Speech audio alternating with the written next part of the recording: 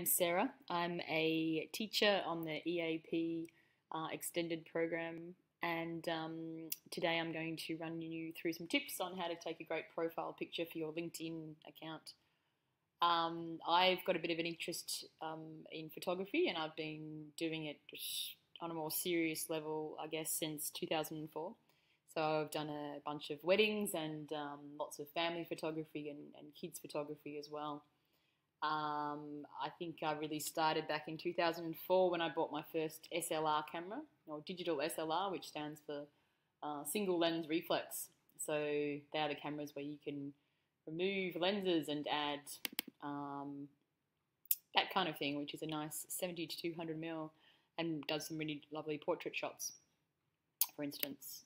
This is also a good portrait lens, 50 mil. So I have a Canon 60D. I've got a few different bodies, but that's my preferred one at this point.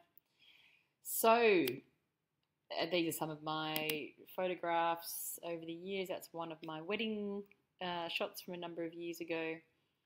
And I like this one because even though you can't see her eyes in this, it's kind of, making a focus of her hair, blurring out the background and sort of the rest of her and the flowers, etc. More recently, I've done some family photography down at the beach, and I used this lens up here to take this photograph of some friends of mine. I really like action shots, more natural style shots, and this is my friend's son being thrown up in the air.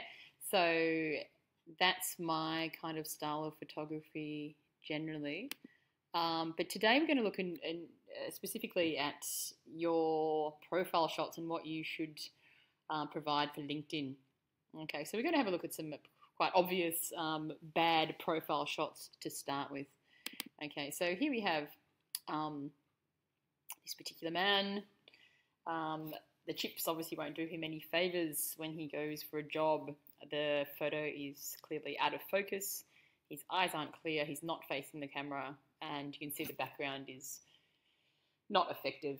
There's an open door, it's on a strange angle, etc. So quite an obvious problem with this photograph. Let's have a look at some others. So we have this, attractive looking girl. However, there's an issue with her pout, we call it. So it's kind of a selfie, which is probably more for a different forum than a professional LinkedIn page. Okay, her makeup's a bit heavy. And clearly the background is distracting. It has something here which we can see quite clearly. So our main focus isn't on her face.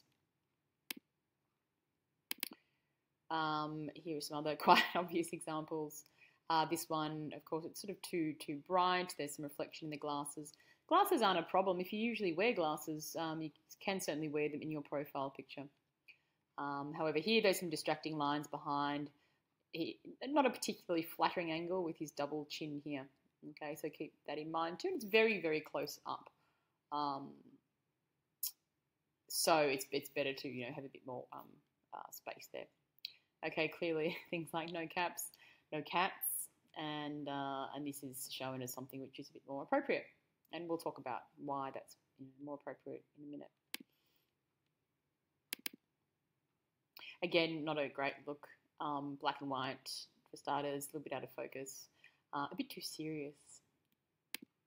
And I guess this is the opposite. We have a man who looks like he's no doubt a lot of fun. He's actually quite professionally dressed. Could have probably fixed his hair to be a bit neater. However, the background is distracting and it's a little bit too over enthusiastic. Okay. Let's move on now to what LinkedIn or a site like that does expect. So here we have a great photo, and I think immediately you can probably see why. The background is not distracting; it's blurred out, carefully blurred out, and we'll talk about ways to do that if you don't have a kind of expensive or kind of fancy camera. She's well dressed. This is super important. She's professionally dressed. The makeup is minimal, jewelry minimal as well. Hair is nicely groomed, and you'll notice about the expression. She's got a very natural smile, and her eyes are in focus, looking directly at the camera. Folded arms is quite a good way to keep your posture good. Keep your posture straight and slightly perhaps turned away from the camera. You don't have to face the camera dead on, but your eyes need to be looking at the camera. So an example of a male, again here with glasses on. This looks like a professional shot with that, very professional background, but which is certainly an option for you if you don't want to take your own photograph. So a nice suit, in this case glasses, clearly shaved, and hair fixed in place. Another lovely shot, very natural smile, minimal makeup and jewelry, and the background is not distracting either.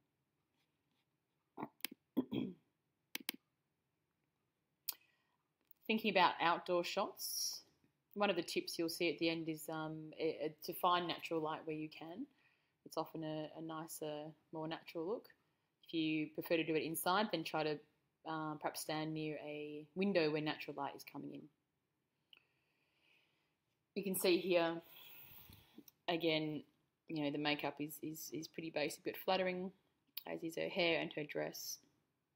Her dress as in wearing a suit. Eyes must be in focus. That's very, very important, and looking directly at the camera. As I said, the background is blurred out, so it's not distracting. And it's fine to do an outside shot like that. That can be quite nice. What I would say about this one is there's quite a lot of space around her. LinkedIn suggests that you have 60% of the shot as your basically head and shoulders. So do think about that too. We'll talk about editing in a moment. And finally, another nice background. A brick wall works well. So you could find one around Melbourne University or Trinity itself, where you can find a laneway or something and take a shot such as this one. Again, think about she's got her head on the side a little bit there. Another natural smile, not so many teeth showing. So there's different ways to appear natural. Okay. So what we might have a quick look at now is iPhoto.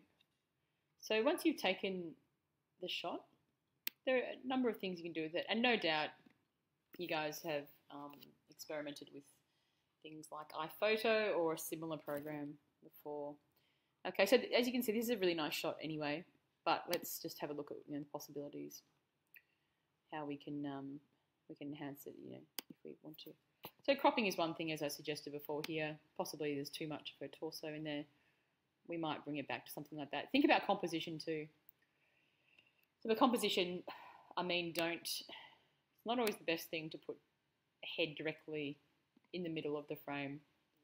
With composition, there's a rule called the rule of thirds, which is about putting important things kind of at these intersecting lines.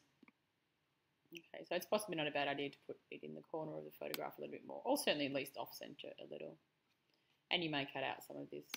You'll need to read the LinkedIn guidelines about uploading and what they really want from a photograph as well. Okay, so here we have a much closer shot of her head. Make sure it's still clear. This one's not too bad. And then there's a bunch of things you can do to it, of course. These filters are a bit too strong. As I said, you don't want black and white. You can play with this a little bit, but don't overdo it. We don't want, kind of colour overwhelming the image itself. So I'd basically avoid those harsher filters. What is a possibility is keeping with none, perhaps, by using some more subtle tools, such as adjustments. Okay, so you can add light, contrast, some more colour if you think it's needed, or less colour. Here you can add things like vignette. And so vignette, if there wasn't a nice blurred background, you could use one here and create a bit more blurring and in that case darkness around the edges, or possibly even lightness around the edges. Okay, so vignette's quite a nice tool as long as you don't overdo it. Okay.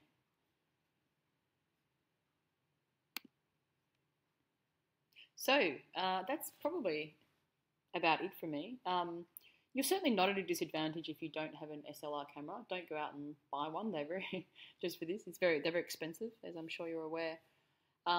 So you're not at a disadvantage particularly. It's more about, I would suggest, about composition, sorry, and what you do with some subtle, kind of editing techniques afterwards.